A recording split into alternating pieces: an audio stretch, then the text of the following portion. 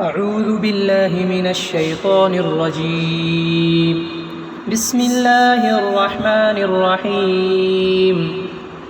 كافها يا عين صاد. ذكر رحمة ربك عبده زكريا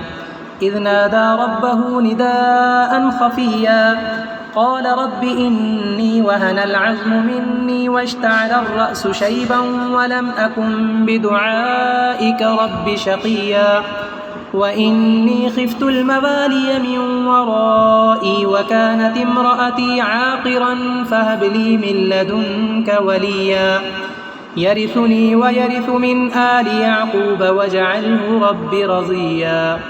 يا زكريا إنا نبشرك بغلام اسمه يحيى لم نجعل له من قبل سميا قال رب أنى يكون لي غلام وكانت امرأتي عاقرا وقد بلغت من الكبر عتيا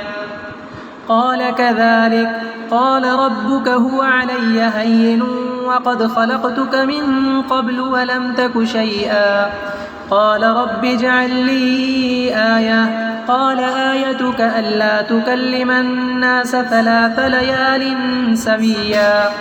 فخرج على قومه من المحراب فأوحى إليهم أن سبحوا بكرة وعشيا يا يحيى خذ الكتاب بقوة وآتيناه الحكم صبيا وحنانا من لدنا وزكاة وكان تقيا وبرا بوالديه ولم يكن جبارا عصيا وسلام عليه يوم ولد ويوم يموت ويوم يبعث حيا واذكر في الكتاب مريم إذ انتبذت من أهلها مكانا شرقيا فاتخذت من دونهم حجابا فأرسلنا إليها روحنا فتمثل لها بشرا سويا قالت إني أعوذ بالرحمن منك إن كنت تقيا قال إنما أنا رسول ربك لأهب لك غلاما زكيا قالت أنى يكون لي غلام ولم يمسسني بشر ولم أك بغيا قال كذلك قال ربك هو علي هين ولنجعله آية للناس ورحمة منا وكان أمرا مقضيا فحملته فانتبذت به مكانا قصيا فأجاءها المخاض إلى جذع النخلة قالت يا ليتني مت قبل هذا وكنت نسيا منسيا فناداها من تحتها ألا تحزني قد جعل ربك تحتك سريا وهزي إليك بجذع النخلة تساقط عليك رطبا جنيا فكلي واشربي وقري عينا فإما ترين من البشر أحدا فقولي إني نذرت للرحمن صوما فلن أكلم اليوم إنسيا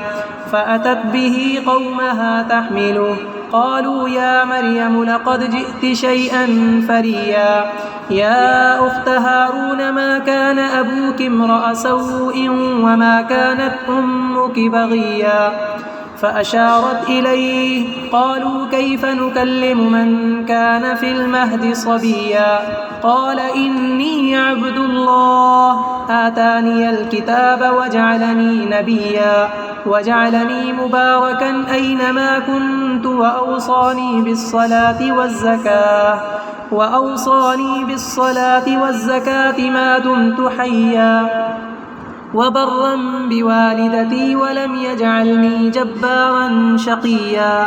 والسلام علي يوم ولدت ويوم أموت ويوم أبعث حيا ذلك عيسى بن مريم قول الحق الذي فيه يمترون ما كان لله أن يتخذ من ولد سبحانه إذا قضى أمرا فإنما يقول له كن فيكون وإن الله ربي وربكم فاعبدوه هذا صراط مستقيم فاختلف الأحزاب من بينهم فويل للذين كفروا من مشهد يوم عظيم